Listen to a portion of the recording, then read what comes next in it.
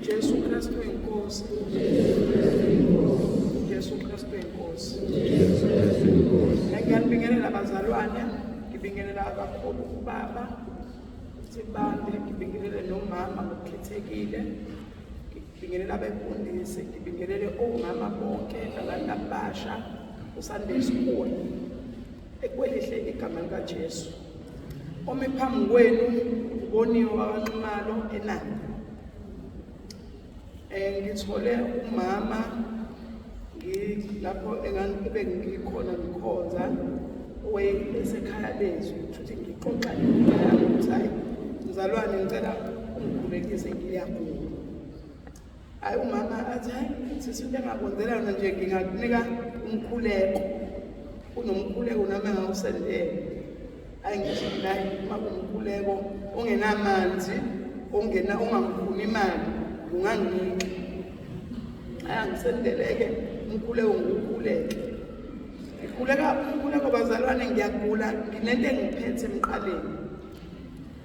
Ngihambe ngekliniki ngithele clinics kuthiwa ne-thyroid. Angiqhube ngikhuleka umkhuleko lo ngisendele umama uKhumalo. Ekliniki kuthiwa hayi i-thyroid hayi inzima hamba eMagadi. Ngihambe ngeMagadi. Qhube ngikhuleko. Hayi sengiqhumene nobaba Mthemande ngangena egruphini ngenza konke kufanele ngikwenze okwenziwa ekhaya lezwi. Ngabhuka umizono, ngaqala ukubhuma izono, nginika idate, ngenza konke nje okwenziwayo.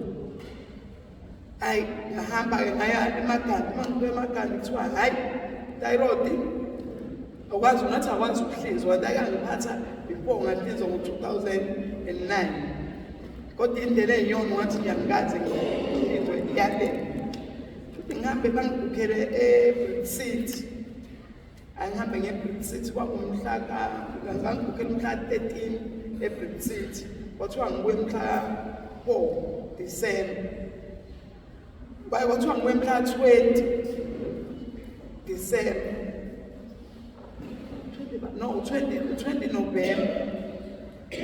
Ngihambe ngo-20 November ngiyeke ukwenza i-ultrasound. Uma ngenze i-ultrasound hayi kuthiwa ku-ultrasound awunalutho.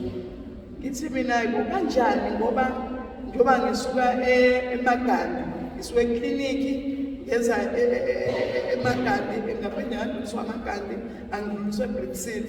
eBrick City ngiphiwa ngumuntu oyokwenza i-operation. Mase ngibona ngilanda ama-result kuthiwa hayi awunalutho. Yazi ngasukuma ngaphuma kancane ngithi uJesu Kristu inkosi. Ngoba angazange ukuthi kwenze kanjani bazalwane. Bese ngitshela ubaba Mthemande ngithi nayi ngile esibhedlela kuthiwa anginalutho. Kodwa into engizwa iy'nhlungu ngathi nathi sizokhulekela ukuthi iy'nhlungu lezi ey'sele ziphele. Ngizosho bazalwane ukuthi uJesu Kristu inkosi. Okwethu ukukholwa ukuthi uJesu Kristu inkosi. Akwenzeki ukuthi ucele into ingenzeki kuye. Nanokuthi uma ukholwa kufanele wenzise okwakhe. Singakholwa ngoba simela phambi kwabazalwane. Ukukholwa kufanele siphile singaphandle abantu basibone siphila ukukholwa. Ungahlangani nami mhlambe edrobheni sengigula ikhanda sengihamba ngengalo engaka. Lokhu engikwenze ngila ngaphandle nangaphandle nesenze khona bazalwane senze sokwakhe. Ngoba bazalwane yabo le mpilo mina ngishilo ngathi mina oma bethu babekhonza okuthini umfundisi wethu lo wephethe oma baba uZondi okaNomyeni wakuphilwa le mpilo ephilwa la ekhaya lethu bazalwane. Wakushuqula umuntu omusha agqoke ezinde ungabhezi umzimba. Impilo le bazalwane ukuthi kuphela bancane abantu abafuna ukuphila le mpilo bazalwane. Abaningi bafuna ukuphila impilo yabo kodwa le mpilo iyona eholela ekuphileni okuphakathi.